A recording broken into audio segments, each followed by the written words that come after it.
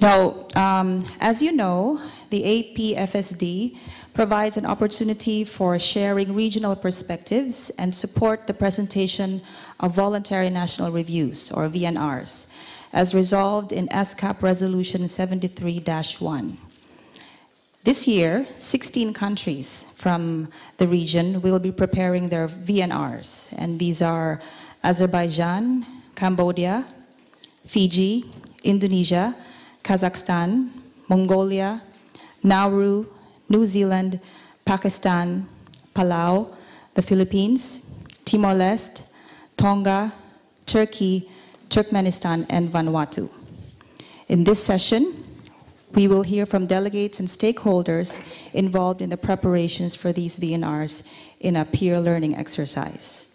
So this session this morning will be divided into two segments. The first part will be a sharing of national experiences on specifically focusing on the involvement of stakeholders in the preparation of the VNRs. And in order for us to have a truly interactive discussion, I will also be inviting some delegates from the floor to share their national experience and then pose a question to our distinguished panelists on stage. The delegates that I will be inviting to speak from the floor will have the opportunity to briefly share their national experience in the VNR process. And in the second segment later this morning, we will focus on the support of the UN system that they have been providing to the countries at the national level who are preparing for their VNRs. And there, we will have the opportunity to also interact with the select UN resident coordinators to hear perspectives from the field or on the ground, so to speak, and which should give us a better perspective of how the UN system can better support the preparations for the VNRs. So just some brief housekeeping reminder. Given the number of interventions that we would like to expect to hear from, both from our panelists and from the floor, I wish to invite speakers to please keep their interventions to a minimum, preferably within 4 minutes. So now I have the honor to introduce to you formally our distinguished panelists this morning. Mr. Agus Joko Pramono, board member of the Audit Board of Indonesia. Ms. Villaney Remengesau, President, Belau Association of Non-Governmental Organizations in Palau. Mr. Kazuhide Umemoto, Deputy Mayor of Kita Kyushu in Japan. Ms. Bakitgul Yeliotsitsova, Senior Expert of Center of Strategic Elaboration and Sustainable Development, JSC Economic Research Institute in Kazakhstan, and Mr. Vinya Ariyaratne, President of Sarvodaya Shramadana Movement in Sri Lanka. So to start the ball rolling, I have the honor to first call on the distinguished representative of Fiji, His Excellency Mr. Semi Koilavesau, the Minister of Fisheries of Fiji, to briefly share their national experience in the preparation of their VNRs and to pose a question to one of our panelists. Excellency? Excellencies, ladies and gentlemen, Mbula Binaka, and a very good morning to you all. I want to thank ESCAP for extending the invitation to the Fijian government to provide an update on Voluntary National Review. This forum provides an opportunity for us to learn from other member states through a peer review process and how it can add value to our VNR process as we prepare for the HLPF. Guided by the 2030 Agenda for Sustainable Development and other internationally agreed development goals, Fiji has taken full ownership of the SDGs by mainstreaming the development goals in the country's first ever 5-year and 20-year National Development Plan, or NDP. The NDP defines our development priorities, which are rooted in the principles of sustainability, carbon neutrality, climate resilience, and inclusive socio-economic development. The Fijian government has not only mapped out the country's development plan, but has also identified and assessed the climate risks and vulnerabilities that will pose a significant threat to the NDP through its first ever climate vulnerability assessment, its first ever national development plan, and the first ever Fiji low emission development strategy, as we believe that addressing climate change should be the single most important priority for the climate vulnerable states like Fiji. We have to address climate change in a holistic manner to lock in the steady development gains we have made. The Asia-Pacific Forum on Sustainable Development is an important process for feeding information from the Asia and Pacific region into the high-level political forum or sustainable development. And I'm pleased to inform the forum that our preparation for VNR have been significantly advanced by the Ministry of Economy, then pen holders for the first national report on the implementation of SDGs. The process commenced with a high-level sensitization meeting in the VNR in November 2018 and was attended by the Speaker of Parliament and the United Nations Resident Coordinator, where we mapped our pathway to the July 2019 HLPF. Ladies and gentlemen, as we learn from the Millennium Development Goals monitoring process, data positively affects the quality of national reports. Therefore, we began our data collection process in early 2018 with the support of the United Nations Development Programme. As we near the completion of the draft VNR, we intend to convene the SDGs task force to solicit feedback and further inputs from various stakeholders, including non-government organizations, civil society organizations, women and other marginalized groups through the task force. The Fijian government will also invite written or digital submission from the private sector, non-government organizations, civil society organizations, academia, and philanthropy that describes programs or initiatives that are or being implemented to support the achievement of one of our more 17 SDGs. Excellencies, distinguished delegates, Fiji has experienced strong and sustained growth over the years, and we would endeavor to reflect this in our voluntary national review, because our development mantra is one of the shared prosperity and inclusiveness, and which aspires to leave no one behind.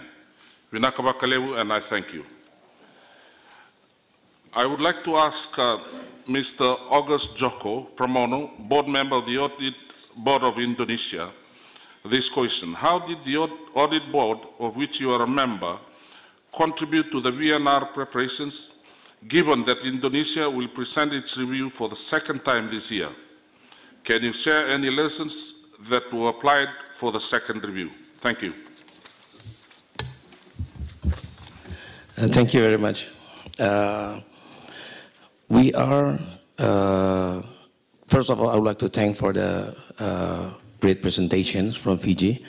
And secondly, we are the auditor of the governments. Usually there's a long debate about what should be reported by the government about the achievement. And it is not surprise when the first times of the government report about the achievement SDGs implementation process, government already achieved government of Indonesia already achieved 169 criteria of 249 criteria of global criteria in SDGs. It is surprising because what? Because at the time, and you know that SDGs is daily, actually it is a daily government activity. So there's long discussion between auditor and the government. What should be recognized and what should be measured. And in 2017, government of Indonesia and with the discussion with the auditor, which is us, state the presidential decree on SDGs. It is Presidential Decree number 59, 2017. It consists of what should be achieved And what is the measurement? So it is much more easier to audit the SDGs achievement, because before that, government only want to report what they already achieved. They didn't report the failure. They didn't report the failure. That's the first milestone that we have achieved with the government. And second, as the part of international organization of Supreme Audit Institution, Audit Board of Republic Indonesia is a part of INTOSAI. Then INTOSAI already have 4 approach in dealing with the SDGs implementation. First approach is to audit the preparedness. We already audit the preparedness of the government of Indonesia in implementing the SDGs. And second, we audit the specific target. We audit the specific target. We choose which target has already reported by the government, and we audit.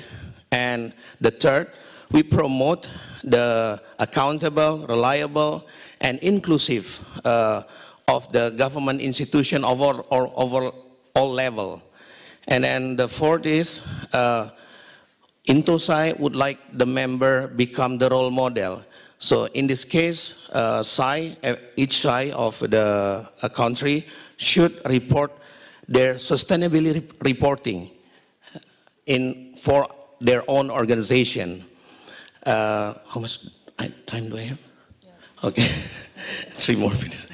Okay, first I would like to share about how we audit the preparedness of the government of Indonesia and SDGs implementation. Based on INTOSAI framework, there's 2 main framework of the audit process. The first is we audit the framework of the policy. How, to what extent the government of Republic Indonesia internalize the global criteria to the national context and regional context of the SDGs implementation. And the second, it is still policy framework. It is about mean of implementation. How much the budget is put in the national budget, and what source of funds had already been gathered by the Indonesian government, and also how government prioritize the activities of the SDGs program. And the second framework is about the data. It is about what is the monitoring and evaluation and reporting process of the government for the SDGs implementations. And there's some kind of certain criteria that already been built by the INTOSAI community, and we come up to 3 major findings. The first, in policy framework, we found that the agenda of the government of Republic Indonesia is not too coherent and it's not integrative between level of the government. It's between central government, province level, and district level. It is not coherence, less coherence. And why? We found that this is because of the government cycle. Right now, Indonesia, in central level, there's a national election. But the local level is already been set 2 years and 1 year before. So when the new government will formulate the medium-term agenda, the local government, province level and district level already run the program. That's make the coherency and integrative process of the SDGs implementation become less effective. And the second finding is that the budgeting process or funding or spending of the governments, usually government bodies only focus on its internal process. The they do not focus on the service itself, but they just focus on internal process, the business process, the system, the capability of the government's employee. And the third is the data framework. The baseline of the indicator and reliability of the data, and also the system of formulating the data become difficult, because you see that in SDGs, we audit the outcome. Usually auditor audit output. Usually auditor audit the output. But in SDGs process, auditor audit the outcome. The outcome usually came from several programs or several activities and several government entities. Usually we audit single government entities in a time. But in this process, the government entities should make the information system and reporting system more clear and more precise. That's the major finding of the first step. I only have 25 seconds. Then if you would like to know the second, the third, the fourth, please come to side event. Thank you very much. Thank you very much. Thank you very much. Thank you, sir, for emphasizing that the theme of this year's forum is it touches on inclusivity, and that it also applies to the VNR process as well. And thank you also for emphasizing the importance of data in the implementation of the SDGs, and also the importance of looking at the gaps and the challenges in addition to the successes in the implementation. So